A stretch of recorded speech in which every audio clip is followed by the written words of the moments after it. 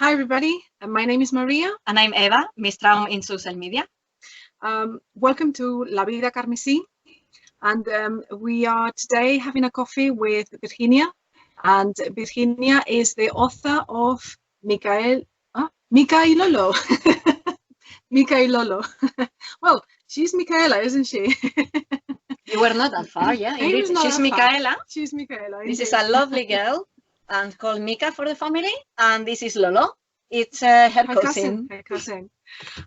Virginia, thank you very much for being with us, having a coffee with us. And we just understand that you have made this lovely book for little children, for kids. Yep. And we want you to tell us about it and why you made the book and what is it about? And grown-ups, because I've been reading the book, and grown-ups, they have a lot to learn from this book, actually. Okay, I want to learn too, so tell me. Hi, well, first of all, thanks for having me. Really excited about that. So yeah, Mika and Lolo, I have my copy here. I shall have this. So Mika and Lolo, I wrote it whenever I was pregnant with Eric. So I didn't know back then if it was going to be a boy or a girl, and I found out shortly after, but I thought, you know what, that is a topic that is relevant no matter what. So I don't want another book which we need more, don't get me wrong, but another book empowering women and empowering little girls. I want a book that specifically talk about gender stereotypes for both point of view, boys and girls. So not knowing what he was going to be, I had this revelation of a bilingual book. To me, bilingualism was very, very important. My husband is from here, he's Northern Irish, and obviously my kids are bilingual, but sometimes I find out that later, but I imagine that was going to be the case. They want me to read a book that it's in English, or they want their dad to read a book in Spanish. So I thought, like, how easier will be our life with bilingual books, and also so they can, whenever they can read, they can learn, but also a book that I believe in, a book about gender stereotypes, a book that make us talk about things, that make the kids ask questions and give them tools in life. So I started writing. I knew that I wanted the main character, so the person talking, to be a girl. The data about children's book and female present in children's book is so sad. There's like very few main leaders, Spanish female leaders or talking. They have a lot of less talking time. Whenever they're animals, they're always small animals and cute animals. Whenever the boys are animals, they're always more like aggressive and outdoorsy. So doing some research about that too, I felt how much impact those little things are having in our kids. So I wanted to show characters that the kids can like and can relate, and they were not sexualized, and they were not, super pretty, or like I just wanted cute characters that they can feel comfortable with, and they could be like, they're cool, and I want to be like Mika, and I want to be a Lolo. And I wanted Lolo, for example, to be just crying sometimes and sensitive and shy, because the boys have so much pressure on always being the leaders and always being, the way they are portrayed is always, be important, be the leader, be the captain. And there are a lot of boys that don't feel identified with that. And I wanted a girl to talk and to show that that she matters, she's important, and she has a voice. So when I started writing this book, I was, that's what all my thoughts were coming for. And I wanted to make a story without bad people and good people. The grandfather makes one of those mistakes of treating them differently, and obviously the grandfather is a great person, and the kids love the grandfather, and the grandfather listens, because those are the things that were important. Like, you don't need to be a bad person to make those mistakes. It's not about being bad or good. You just do it because you don't know better, or because you don't realize. So it's a book about two cousins that just wonder why they're treated different just because they're a boy and a girl, and they don't understand it. They just question it, and how they just learn about it all. Which I'm very excited about. Why did you decide that they would be cousins instead of friends or any siblings? Yeah, or siblings. Any specific reason, basically? I don't know. I mean, I thought that would give it the consistency of seeing each other a lot, yet, being different in different families and things. And because I want to write more, actually, the second one is on the making. That's exciting. The second one is going to be about consent, which I'm very excited about. That's a big word. I know. Well, I guess it's an important one, yeah. So my vision of Mika and Lolo was from the beginning to have a lot of books, different books about important topics for parents that they don't find in the library. So always the same format, the two cousins, discovery journeys, conversation starters, Mika talking, and so we can follow their path and learn with them. But also, I was gonna do it in different languages. So at the moment it's in Spanish and English, that's printed, but it's also in English and Chinese for some random reason. And it is translated to Italian, and it's being translated into French and German.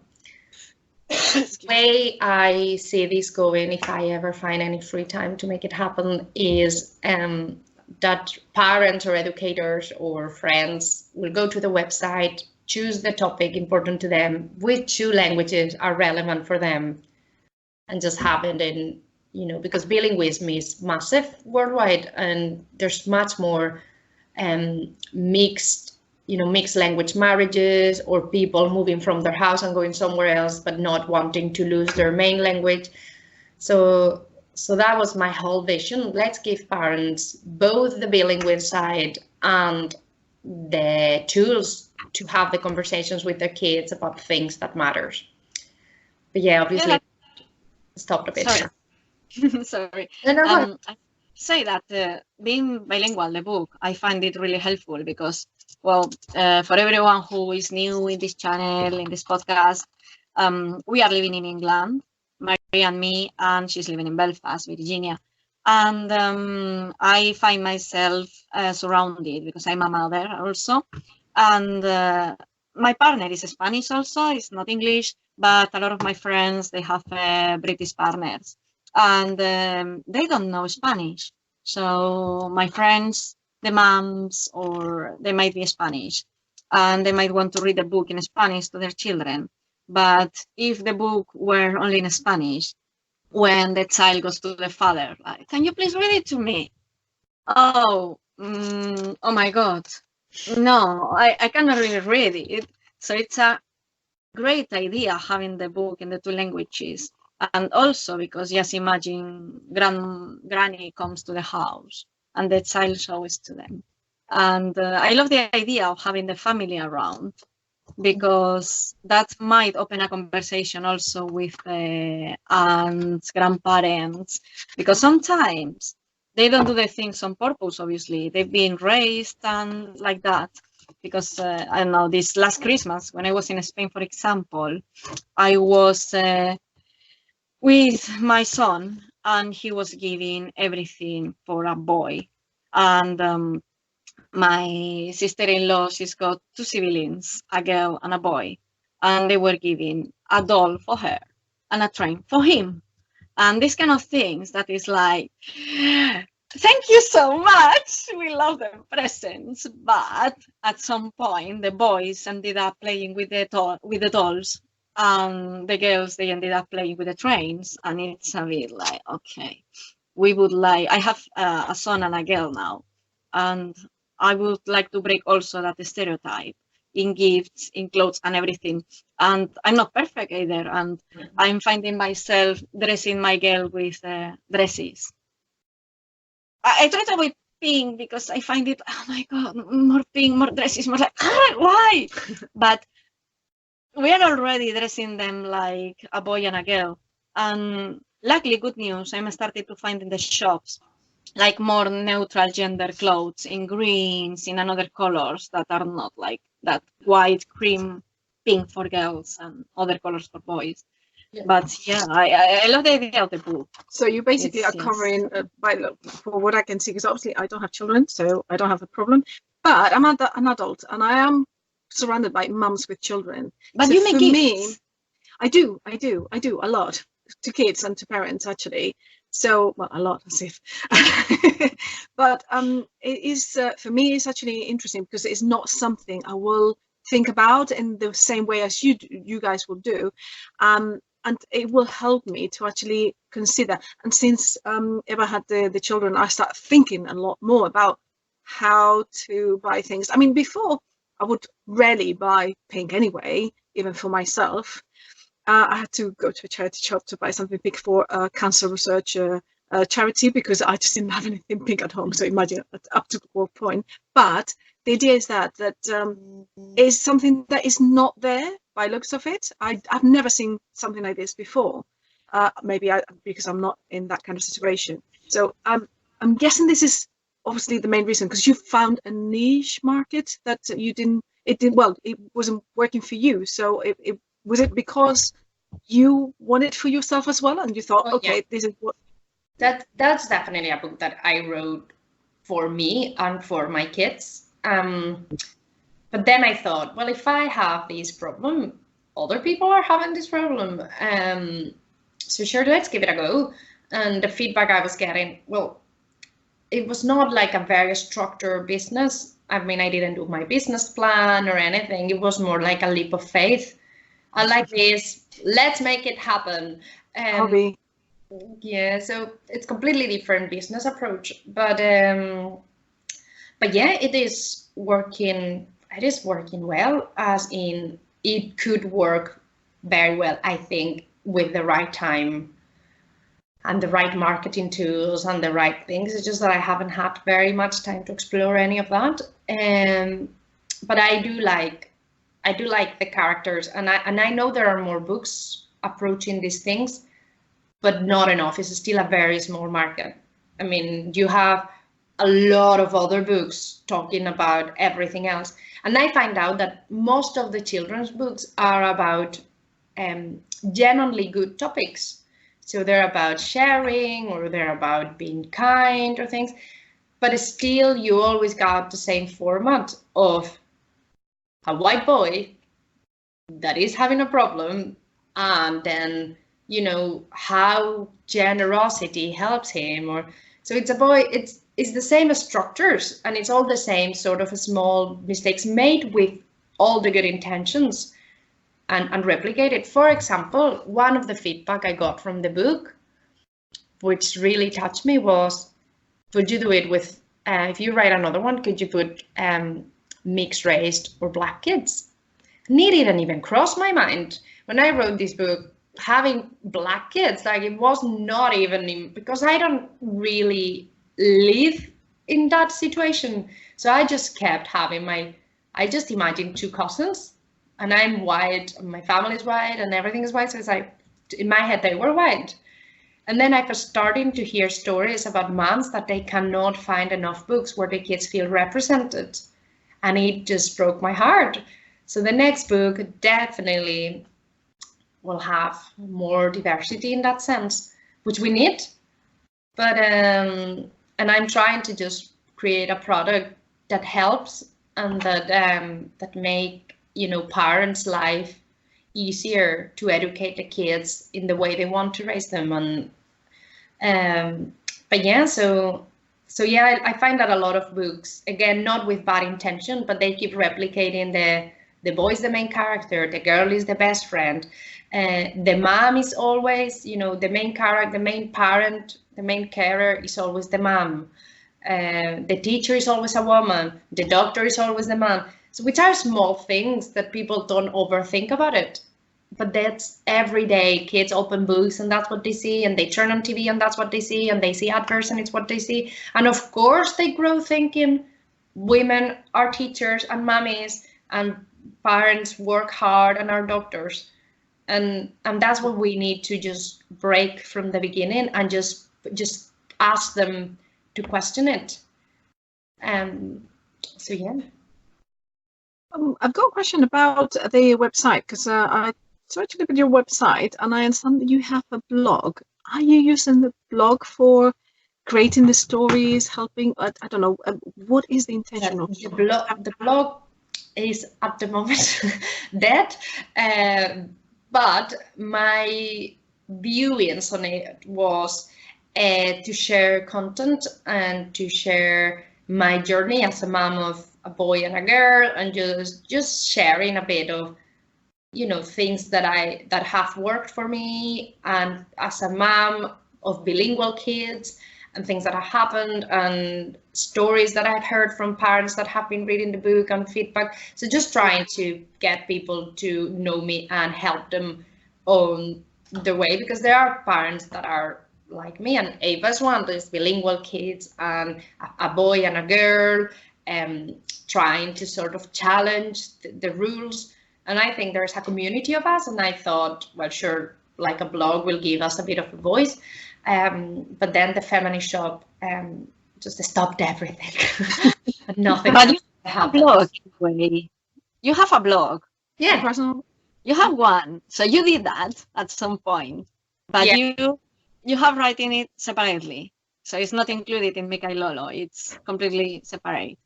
Yeah, I think I'm quite trying to departmentalize my head. So I think my voice, it's my blog. Like, that is me, and I can talk about whatever the hell I want, and I can just shout, and I can be angry, and I can be tearful, or wherever it is, because it's me, and I have nothing to respond. And I think Mika and Lolo voice, it's a different voice, and it's obviously more restricted, and it's more educational, and it is more, sort of like just different. And then the feminist shop, it's a completely different voice again, which is just trying to, you know, just show information in a calm way. So sometimes I argue about feminists with my husband, and he looks at me like, do not write that in the feminist shop.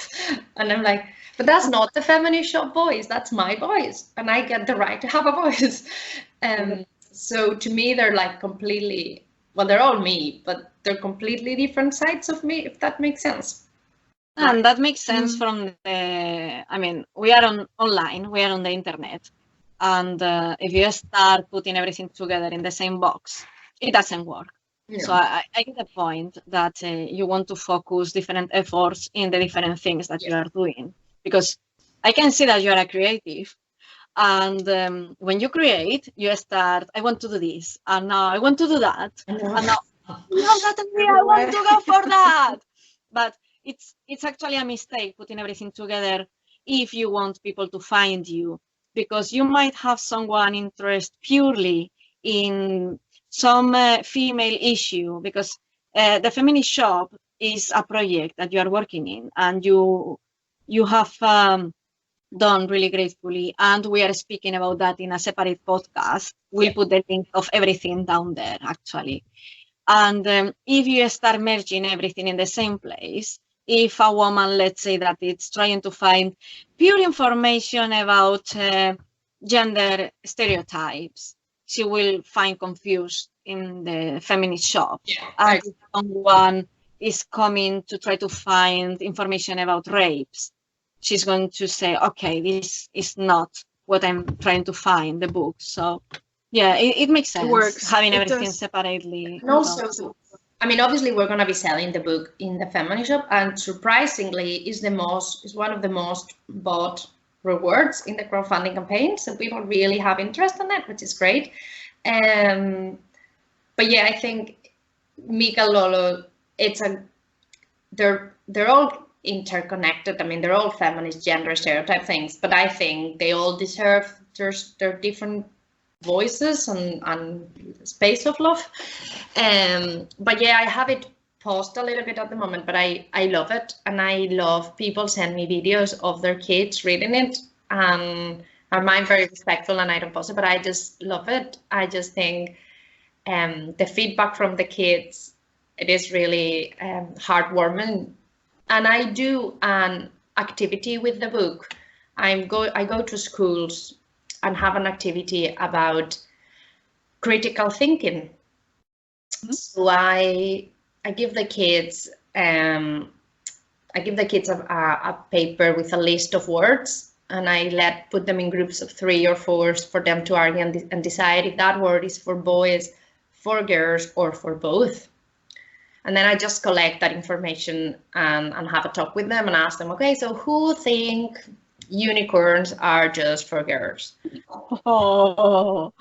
And then I say, and who think it's for both? And then whatever. And I ask them, why do you think, and why? And I think the whole activity is not about that is wrong, everything is for both. It's just about question them on why. And if somebody else want to say something, and just ask them to debate and ask questions and ask. So I'm like, okay, well, okay, so that's great. So my son Eric really like horses, but I'm gonna explain him that if to that same horse you put a horn, then he shouldn't like it because it's for girls. That's that what I got. And then they're like, no, it's just that he can like everything. I'm like, oh, he can like everything. That is really good.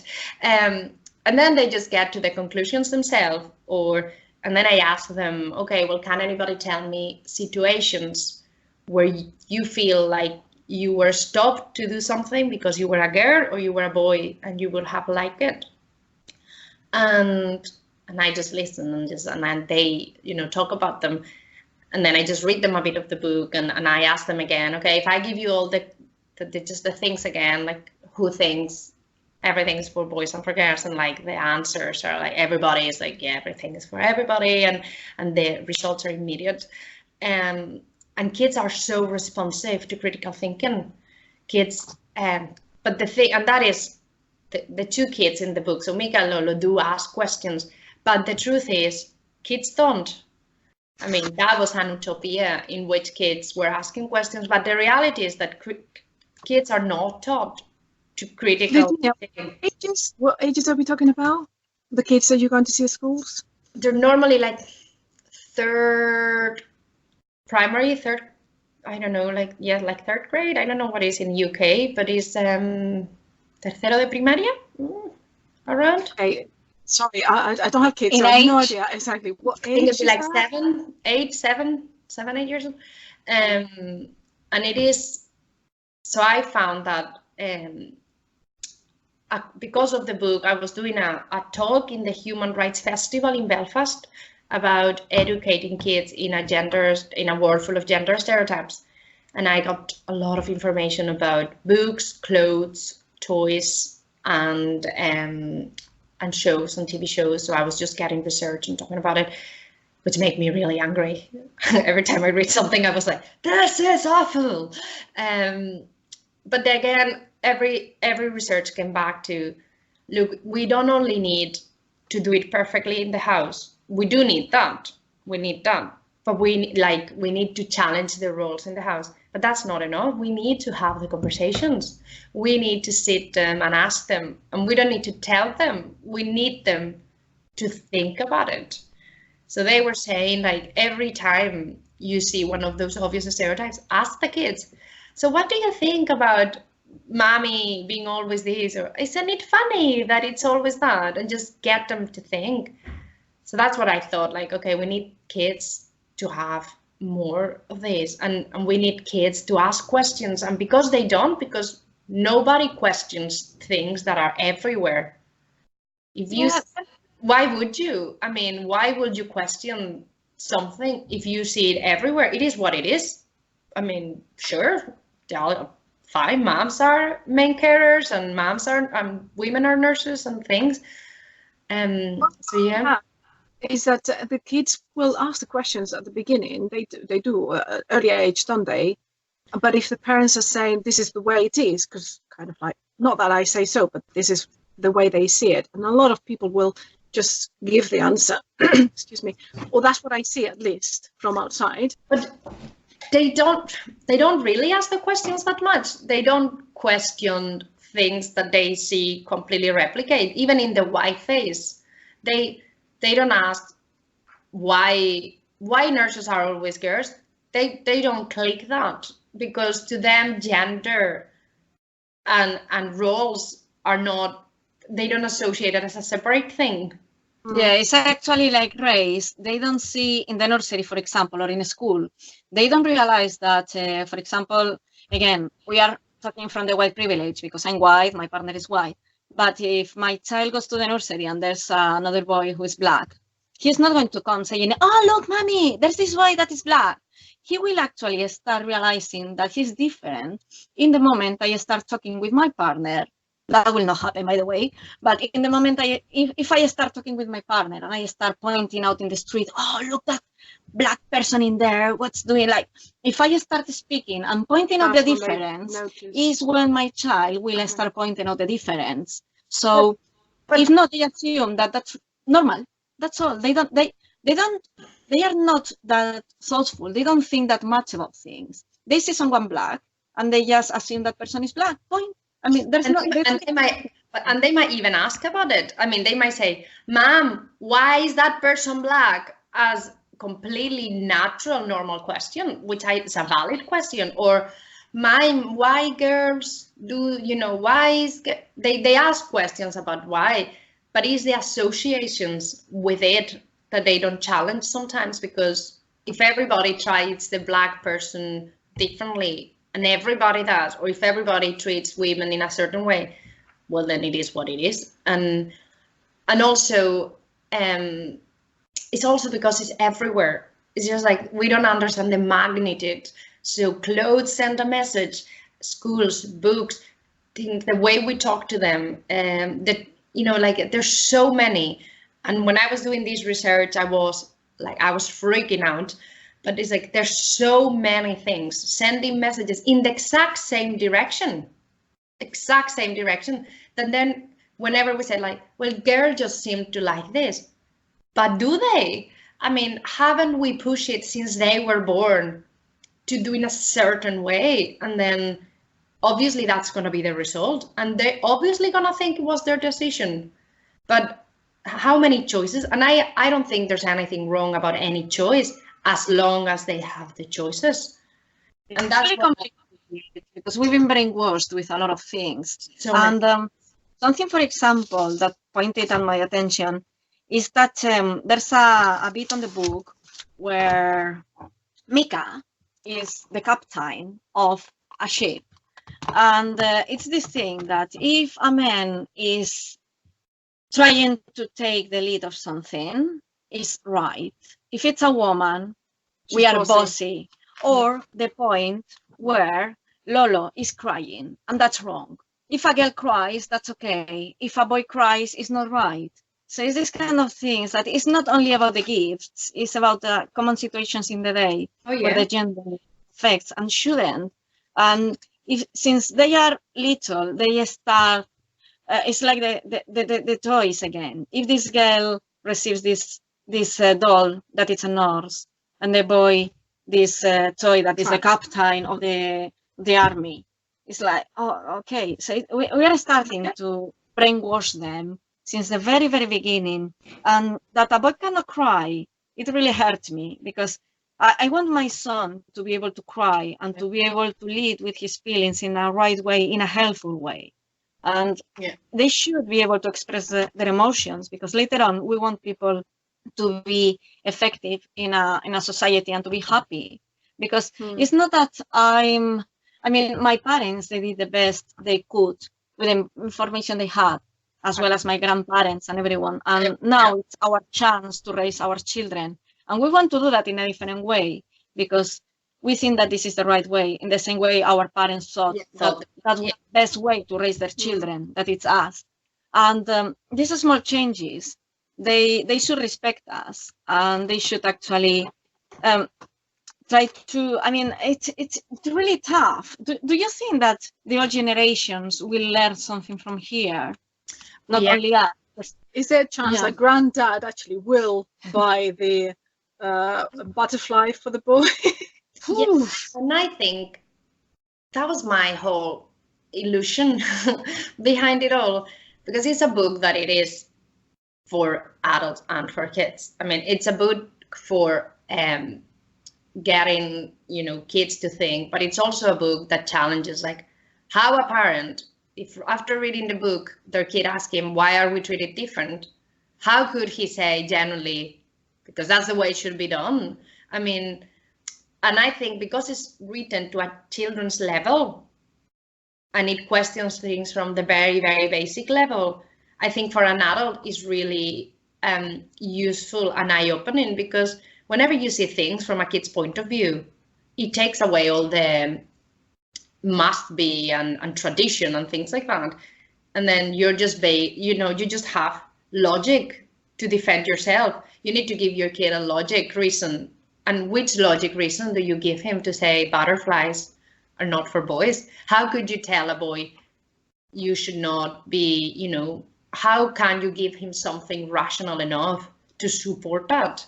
And then that's when you think, well, exactly why? And again, a lot of the things is just genuinely lack of questioning. I feel like people, my son loves prams, dolls, kitchen tools. He loves Legos, he loves trains, he loves the Warsaw, but it's a boy that likes a lot girls' toys, and I'm just quoting, like there's no, I don't believe in girls' toys or boys' toys. Toys are toys, but he likes toys that people associate with him a lot, to the point that people, I think, sometimes feel uncomfortable. But I'm like, he will be a great dad one day, because he obviously loves babies, and he will, if he decides to do that, and he loves, and Chris cooks a lot, and Chris holds our babies a lot, and I cook a lot, and I hold the babies. Like, the role models he knows and he respects are not, you know, are in touch with all those things. So Eric doesn't think that he's doing anything that he shouldn't. He's just playing. But people are uncomfortable with it sometimes. And when you question it and you ask, so what's the worst that can happen? That he likes to cook, or that he actually becomes a good dad? And then they don't really know what to say. Like, yeah, I guess that was like what is the worst? But sometimes it's like, I don't know, my son, for example, he's got a doll. We bought it when I got pregnant. Yeah. So we could kind of make him understand that he was going to have a sister, because he's really young. He's 2.5 years, almost 3 now. And he's now actually, a lot of days, he folds his t-shirt up and breastfeed. And that's lovely, and that is normal, and that is lovely, isn't it?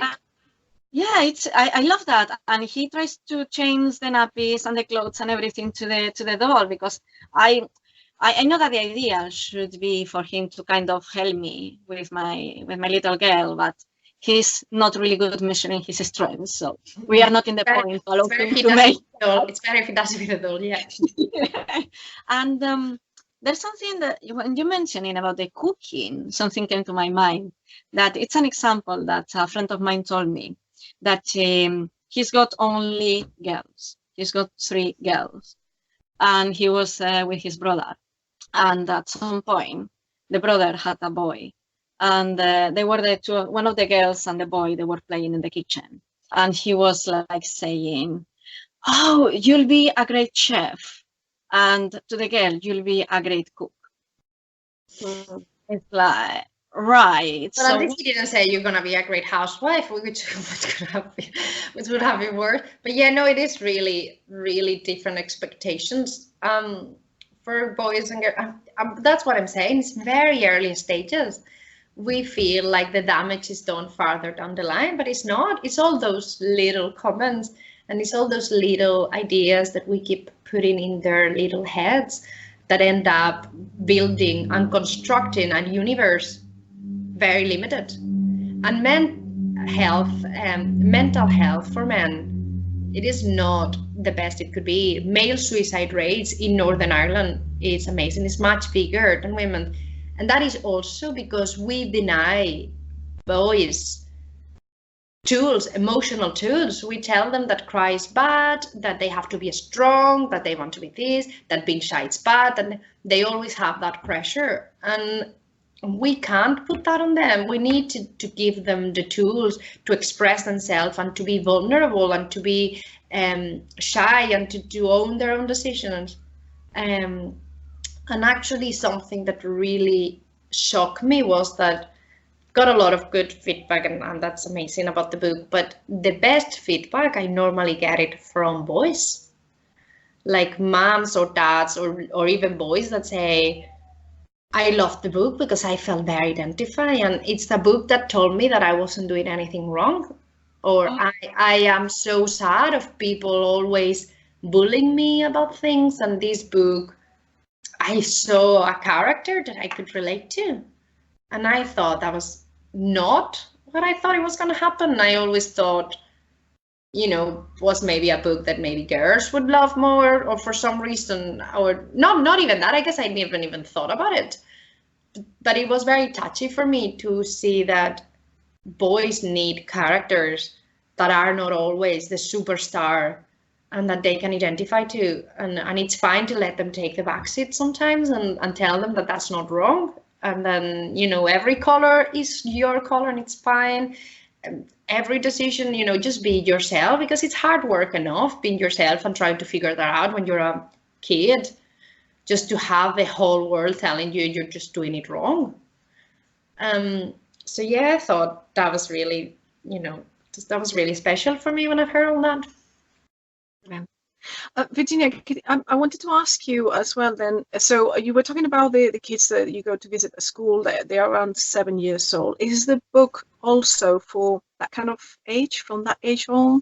I mean, I know it will help adults in different ages, that doesn't matter, but for kids, what is the earliest that you can apply? Any? I think it's a random book that way, because if you read it to a kid, you can read it from earlier stages, and it is long to read it to a kid. So whenever I read it to Eric, I'll just don't read it word by word. I just just pass things and just I'm gonna run this thing, but I just just read maybe less or in a small different days. But whenever you read it to older kids, you can use it as a conversation starter and just sit with them. And whenever kids can read them themselves, and then because it's the bilingual thing, so I've had this book for people from 3 to 10 years old, which is, and I've always, the critics and the feedback has always come back quite positive. Yeah, because for example, if you come here, even any, because my child, they are really young, but if I show them this, they can see a girl playing football and a boy playing tennis. Yeah. So it's not about reading only. It's about that my son is going to see a girl playing football. Yeah. So if they're in the courtyard or whatever, he's going to see a girl playing football and he's not going to say anything. Or the captain one that I showed before. If they see a girl wanting to be the captain, they are not going to go, oh, you're really bossy, come here because you're a girl. Yeah. And it's trying to make them to interiorize the thing since they are like born, actually. So it's like since they are able to get a book in their hands. I've got one final question. I don't know if you have any more, but where can we get the book? Well, that's a good one. Emma has it already. I've got friends that have kids. So the book is in MikaLolo.com. So they have their own website, but it'll also be sold in the feministshop.com, obviously, and it is one of the rewards at the moment in the crowdfunding campaign as well. And so it'll come with a yo-yo and the book writing and all those. So at the moment, those 3 ways are the easiest ways. And I just realized I still have another question. So you have more to come. Any ideas? The next one? How soon you will? So definitely the next one is about consent, but not in an undigestible way. So the way it is going to be is that every kid realize that somebody has done something to them against their consent and that made them uncomfortable, but that open to the realization that they've also as well done something that might have crossed that line. So they just go and talk about it with that person and apologize. And then that person realized, well, wait, then I might have done this too, as a way to understand that consent is not, let's talk about rape. Let's sit down and talk about rape. It's about, we all cross the limits of consent. And if we make kids and adults, all my books are like kids and adults, understand that all those little, you know, steps and not realizing that the other person have a choice and we need to respect those choice and those boundaries. If we start having those conversations from the very beginning, then the idea of consent as a whole becomes much more easy to understand and more automatic in their lives. You know, that empathy, that understanding that sometimes a person is saying yes because you're pressuring them, or sometimes they're not saying no and we're just assuming it's a yes because yesterday was a yes, so why shouldn't I have the right to do it today? So all those things, I think they'll have an impact in a lot of different areas in their life in the future. So that's one. And then I want to talk about same-sex parents. I think there's a lot of kids that one of Eric's best friend, she has 2 moms, and we were talking about it the other day, and he was like, I only have 1 mom. Like, okay, great, but you also get a dad. And he was like, I think he felt it was unfair. Like, so Evie get 2 moms and I only get 1 mom. And I was like, yeah, but if he doesn't have a dad and you got a dad. And he was like, okay, sure, I'll buy it. So I think those conversations about how families come in different ways, or races, definitely, it's going to be a big one. Just the topics that we parents feel that maybe is very hardcore to see your kid. Today we're going to talk about this, but it's more about, you know these characters, you read it, you ask the questions, they'll be raising the questions for you, and you just can start thinking about it, and we're here to talk about it whenever you want. So yeah, that's the vision of Mika and Lolo. I've got just to finish up. Oh, no, sorry. I just wanted to finish with the. So you don't have yet a date on an idea when the concert book will come up. Basically, that's what I was after. I wanted it for Christmas, but it's not gonna happen because it's August, and I haven't passed it to the illustrator. Next year, definitely, we want to see you with. Looking forward for it. So I wanted a comment and a question. The 2 things. This thing about that the book is for adults. I was just thinking now that sometimes I like that because we can teach the children, but the thing we that know what we're doing. something that we hate as adults sometimes is that people is telling us what to do. So if I come to, let's say, this person I was speaking about before, if I go to him, and actually his brother had an issue and an argument with him about the cook and the chef, and he couldn't understand. If he goes to him and tells him, he's going to feel attacked because we think always that we are right. And also, if we do something, we hate people telling us off. So he will feel attacked. If my friend goes with this book and he starts reading the book to his children, we are not telling him anything directly. But he's reading the book, and at some point he'll realize, or maybe not, but hopefully he will. Yeah, that's hope. Is that you are telling the people in a subtle way the things, and some people, they might realize what's going on, and the grandparents and everything. So I love that. And I have a question also. It's about the libraries. You go and visit schools. But I'm aware that here in England, at least, I'm not sure in Spain or Belfast, a lot of libraries, they do a lot of activities. They work like a community center and to try to build up a community feeling.